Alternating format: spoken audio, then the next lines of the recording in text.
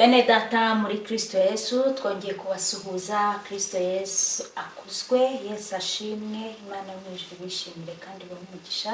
Amen. Twongeye kugaruka nka Blessed Family guhura n'abakunzi bacu. Murabizi neza yuko tumaze iminsi turi kumwe, reka dukomeze tuganire nk'abana b'Imana, ijambo ry'Imana, ibiganiro by'umuryango, kubera iki ibiganiro bitandukanye, reka dukomeze tubane kandi Imana yo mu ijuru ikibishimira. Giye mugiye kubana nawe ni Betty na Emmanuel. Imana igumugisha. Rero Amen, amen. twiyemeje kugira ngo tujye dukorana ibiganiro.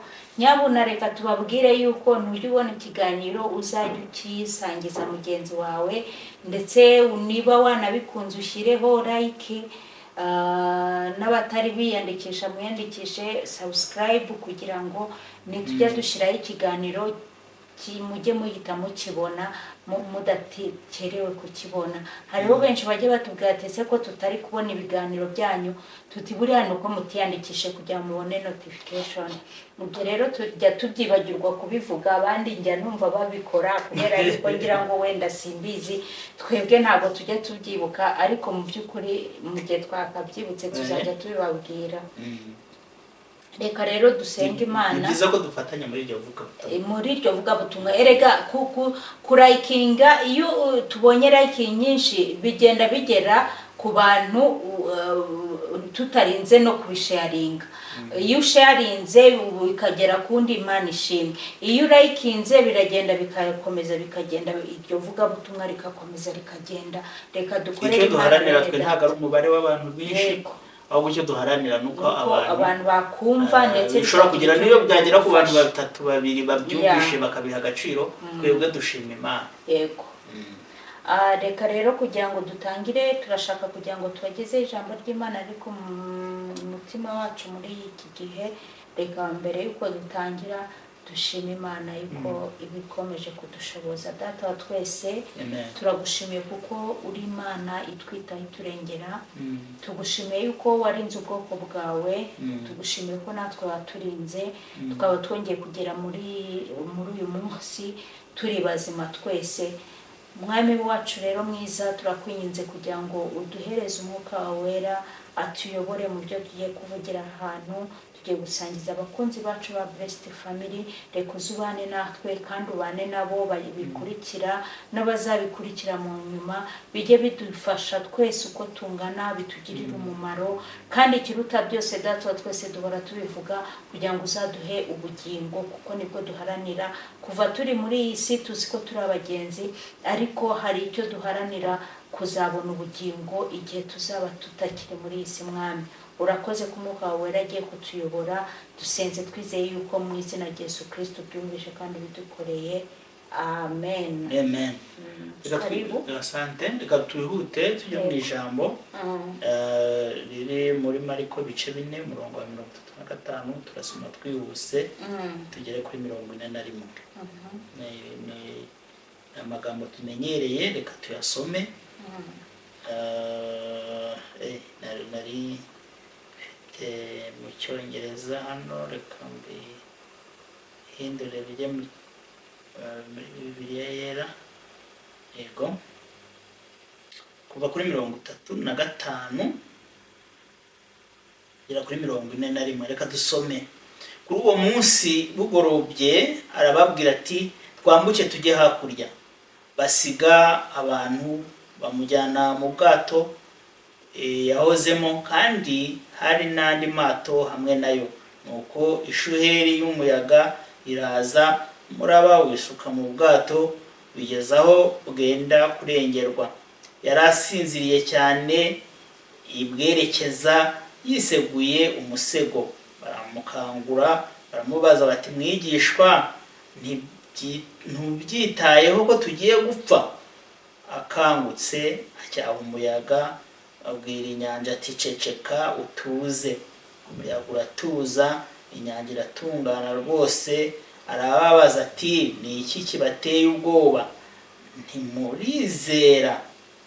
Baratinya cyane, baravugana bati mbega uyu ni muntu ki utuma umuyaga n'inyanja bimwumvira? Imana yacu tugirire neza. Yego uyu munsi muri uyu mugoroba twahisemo kuganirira ijambo kubera ko ni ijambo ubushize twariho turahumuriza abantu bari mu bihe by'intambara, abantu bari kumva biwaha n'amagambo menshi yerekeranye n'iby'intambara.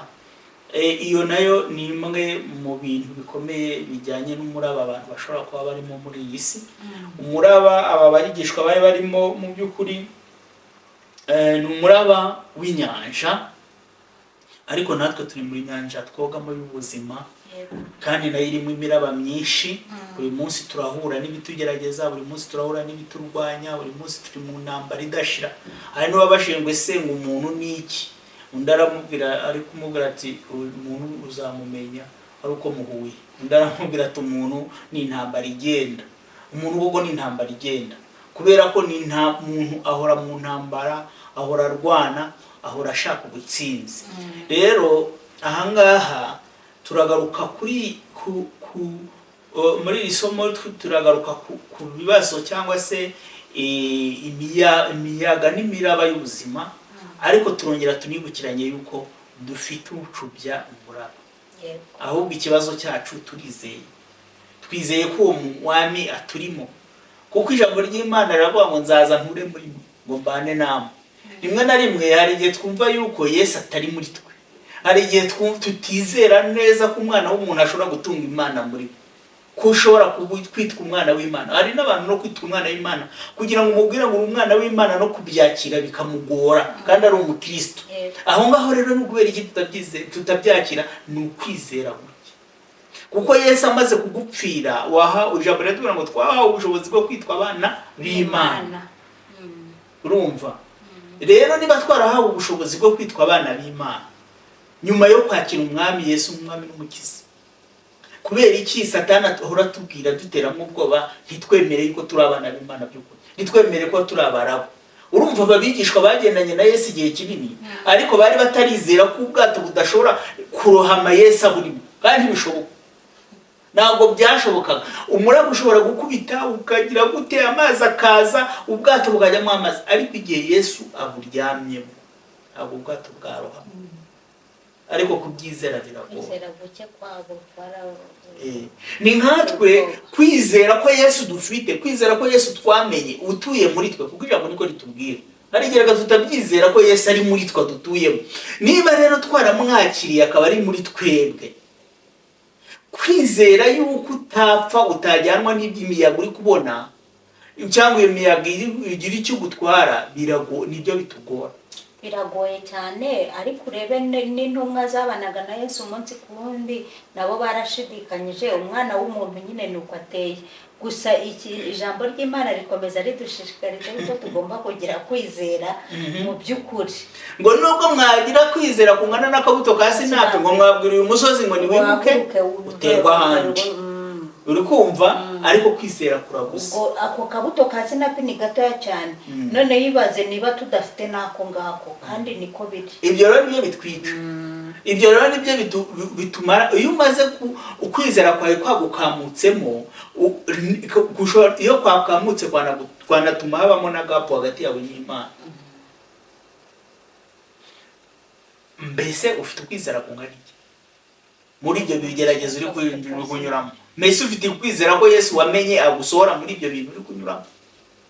Mbese ufite kwizera yuko hari n'abajya bageraho bakavuga bati ngewe hari ibyanjye ntibikora, reka mvuga Imana ya mama. Nanjye hari igihe byigeze bimba bavuga ni Imana ya mama izimfashe, kuko numva aho gusenga kwanjye kudashyitse n'ibyo ndikomeze nuko mpagaze muri icyo gihe n'ibyaha mfite, nkavuga nti hari ibyanjye ntibyakora, reka nitabaze ibyo mama yaga nsengera anshyiraho umugisha. Uri kumva? Hari igihe abantu benshi bagira ukuntu babaho kandi babana n'Imana yabo, ariko ndashaka kubwira ngo Yesu gutuye muri iki gihe, kuko abangaba bari bamufite presence no mu mubiri ni, ariko natwe tumufite mu ijambo ry'Imana ritubwira ngo Uwiteka azaza abantu muri twe. Yesu arakora bene data kandi aracyakora. Ntabwo yakoraga kiriya gihe cyawe nk'umwe gusa, natwe uyu munsi wa none aracyakora, kandi dufite ibihamya byinshi byo guhamya yuko Yesu agikora. Mbese muri gutekereza ko asinziriye? mbese urizera ntabwo wizera ko ari maso muri wowe agubereye maso. Umuntu arumva isasu rituritse hariya kuri Goma akumva yuko ibintu byacitse byakomeye agatangira agashaka gukangura Yesu. Yesu igihe cyose turasenga Imana, igihe cyose turaye ubwoba ntibujya bubura bene data nk'uko izi ntumwa nazo zabugize, ariko mu by'ukuri Yesu aracyakora. Yesu arakora, turaguhumuriza tukubwira ngo agiye guhaguruka n'umwizera ko muri kumwe. Yongera niba unanafite gushidikanya ongera ukomanga usenge vuga ati mwami, kandi koko hari abantu biba bigeraho bakibaza batari ko Imana urihe, ibi bintu ko mbigeze mu Yesu urihe ko ntari kukubona muri iyi situation. Nyamara arahari. Umuririmbyi wo muri yakorari nyankunda kuvuga yaba inshuti bacu b'Abadventiste yavuze ngo wari uri hehe mu gihe ibi ngibi byabaga, noneho barongera barisubiza ngo aho narindi ngo yarari ngo naho icyo gihe yarari umwana wawe w'ikinege ari ku musaraba. Hari n'igihe ushobora kwemera yuko umusaraba uwuheka kubera impamvu runaka. Ariko n'ijambo ry'Imana riravuga ngo nta kigeragezo cyakugeraho kitangana nuko Imana ntabwo ishobora kuguha ikigeragezo ibona yuko utashobora. Reka nkubwire rero ngo imiyaga yose iramwumvira, ibibazo byose twaba turimo byose ashobora kubicecekesha. Amen. Ariko se twe dufite kwizera kungana iki? Ko yabyarutse ababwira ngo ntimurizera. Ese byibura nta nubwo mubona ko mari? Ese byibura nta nubwo mubona ko nari nisinziriye? Ese mwumva ko aya mazi yaza akabatwarana nanjye? Mbese ntimuranyizera kuko yari amaze gukora ibitangaza byinshi bari kumwe abamureba bakiza abarwayi bakora ibi n'ibi. Mbese ntimurizera? Mbese wowe ntabwo urizera ko Yesu uri muri wowe ashobora gukiza ubwo burwayi? Nturizera yuko Yesu uri muri wowe ashobora guhagarika izo ntambara ziri mu muryango wanyu? Nturizera ko Yesu uri muri wowe ashobora kukuvugira mu rukiko nubwo abantu bakugambaniye? Nturizera yuko ashobora kuguhagararira mu rukiko cyangwa se ashobora kuguhagararira nyuma y'uko umucamanza yakase urubanza bigahinduka? Imana irabishoboye. Bishobora kugenda bigakirira ku muvunyi, bishobora kugenda bigakirira ahandi hantu. Uwiteka ashobora no kugenda agateza umutima w'uwo muntu ubwo akagenda akivugira yuko ari mu manyanga ari no kubeshya. Ibyo byose umwami wacu arabishoboye. Uwo muyaga wose ashobora kuwuturisha. Ariko se ufite kwizera? Uramwizeye? Ese gushidikanya kwawe kuri ku ruhe rugero? Ubanye nawe gute? Ese uri kumwe nawe koko? Kuko kugira ngo ibyo byose bibe nuko mubanye muturanye ari muri wowe. Niba utaramwizera nk'umwami n'umukiza wawe, mwizere, muhamagara aza ture muri wowe abe mu bugingo bwawe, agufashe guhagarika iyo miyaga y'isi, iyo miyaga y'ibiguteye n'ibikuhishe. Kuko muri uyu mwami harimo amahoro. Amen. Muri uyu mwami ibintu byose biratuza. Naho umwegereye yabiriho, naho waba uri hejuru y'amazi biratuza. Nukuri. Ariko wari wumva mu Kristo iyo ufite inzara, wumva mu rugo nta kintu kiriyo, kuri konti yawe hariho 0, ukabona ibintu biri kumera nabi, warangiza ukumva umutima wawe uratuje, ufite amahoro. Impamvu ni iki? Nuko ufite kwa kwizera yuko uyu munsi wa none utazasa n'umunsi w'ejo. Kandi ugasanga umunsi w'ejo Imana irabiremeye, kwizera ibihindutse nk'ubufindo. Kubera ko ufite kwizera gukomeye, kuko ibona yuko uhagaze ushikamye, kuko wamaze kwizera ko muri kumwe ashoboye byose. Hari wakubwira ati ese ko nabyizeye n'ubu? Oya, mu mutima wawe kuramo gushidikanya. Emera 100% ko umwami ashoboye byose. Arabishoboye. Kandi niba hari n'ibyo yemeye kunyuramo azi impamvu yabyo. Hari n'igihe Imana yemera ko tunyura muri ibintu kugira ngo dukomeze, kugira ngo tuzahangane n'ibishiro muri imbere, cyangwa se tuzaba ubuhamya bw'abandi. Egerana n'Imana usenge, umenye impamvu y'icyo kigeragezo, umenye impamvu uri kunyura muri yagufashe kubiva. Nabivuze ngo kandi nawe niba utarakira Yesu umwami n'umukiza, mwakire kugira ngo aze atuze imiraba yo mu buzima bwawe. Murakoze cyane. Imana yacu y'amahoro ibyo basobanurire, injire mu mitima yanyu, ibane namwe, ibibagoye bibafashemo. Iyi miyaga yose nimubana nayo nawe iratuza. Imana yacu tugirire neza kandi biteho ibaturize iyo miyaga yose n'imiyaga n'imihengeri biri kubageraho, tubahumuriza tubabwira ngo haracyari ibyiringiro bene data, kandi byose birashoboka. Reka tuzahure ubutaha hari icyo Imana yakoze mu buzima bwawe, hari icyo Imana yakoze mu rugo rwawe, hari icyo Imana yakoze mu muryango wawe. Ibyo bibazo byose waba uri kunyuramo nuhumure, wumvise yuko Yesu yavuze ngo kwizera, ese ntimurizera? Reka twizere kuko Yesu ibyo byose arabishobora, ashobora guturisha ibyo byose. Imana yo mu ijuru bagire neza kandi bamugisha. Amen. Shalom shalom.